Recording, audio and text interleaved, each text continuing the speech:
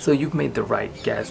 I am making Bibble today, everyone's most beloved. Of course, do you have a doubt? If you're a fan of the Barbie Cinematic Universe, you would probably know who Bibble is, but if you don't,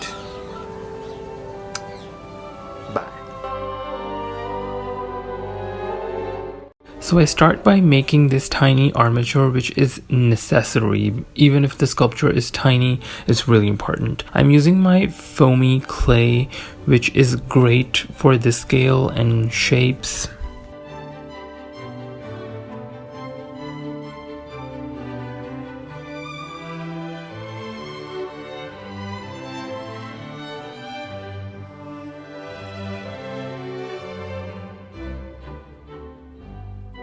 I did add some super glue where I attached the clay to the armature so it's more sturdy.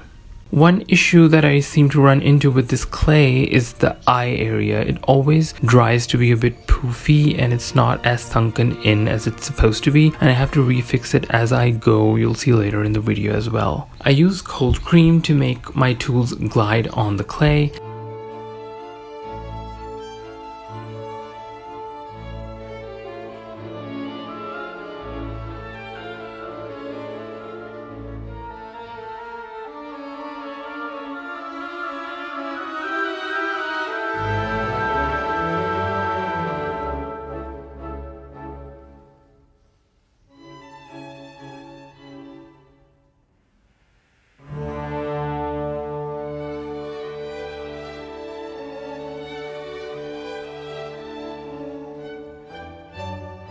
When it dries, it is a bit rough on the areas where I added more clay, like the cheeks and the arms, but I don't worry about it too much because all of this will be coated with flocking afterwards.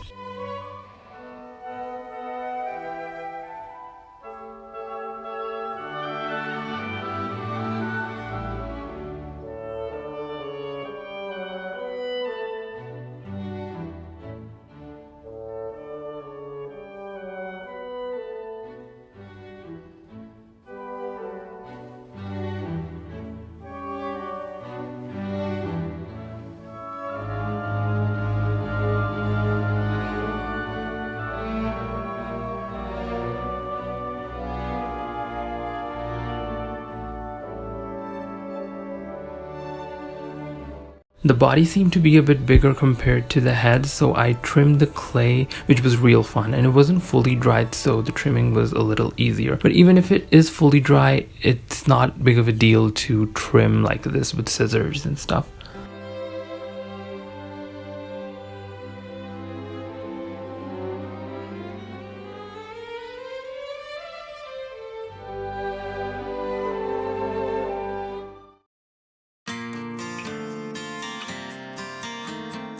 For the flocking, I'll be using these colorful silk threads, which I'll precisely cut to create the flocking powder thingy. I wrap the thread around a scale to get a nice gather of thread, which I then cut to get the desired result. I keep on cutting and then the flocking is created out of it.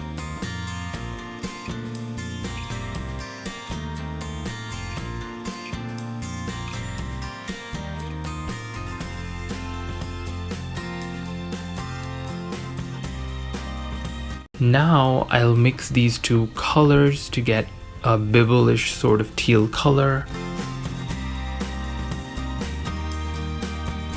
I'll paint the body in teal with acrylics so the end result is much better.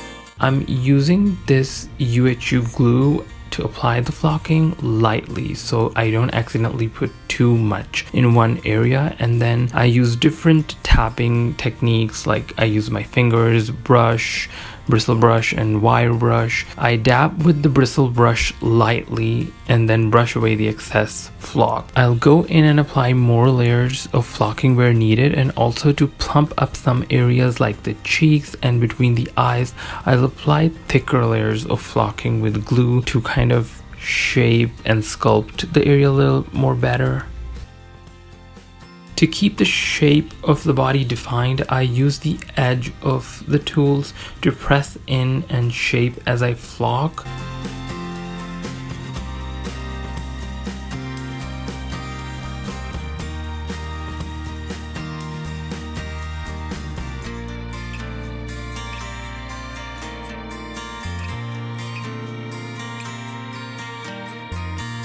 I made the eyes with the same foamy clay. I pressed a ball and cut the shapes out, and I used a separate layer for the lids so they're more beautiful and dramatic maybe.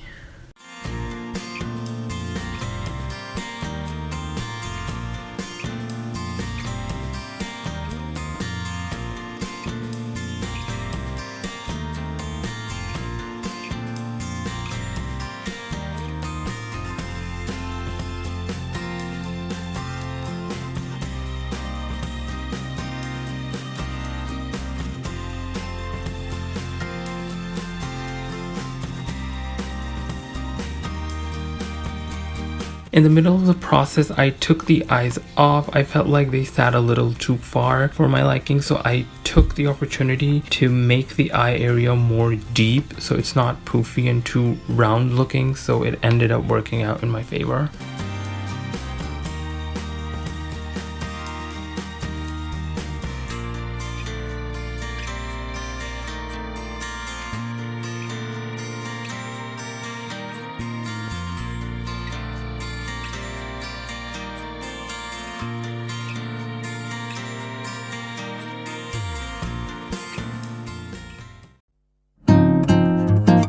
These tiny ears, again with the same foamy clay. For the wings, I folded this iridescent organza, so it is 4 layers each wing.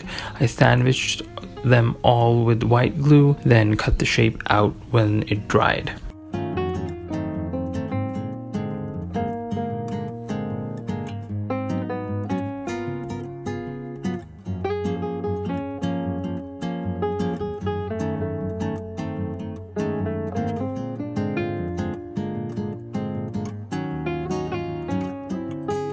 I'm using brushed out silk threads for the hair. I'm gluing them on Bibble's head.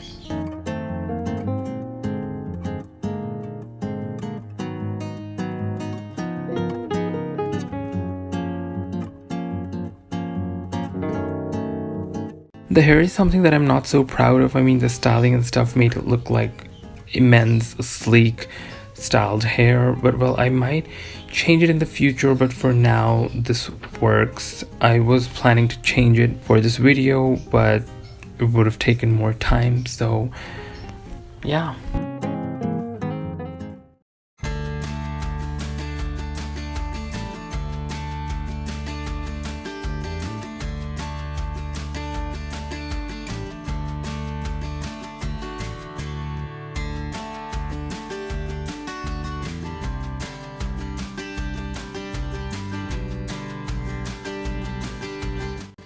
I believe everyone loves Bibble, and so do I. So this project was great fun, and when I'll make an Elina doll, she'll have her cutie Bibble to go with her. I hope you enjoyed the process. Thank you so much for stopping by. Share your thoughts in the comments if you can, and I shall see you very soon with another project coming your way.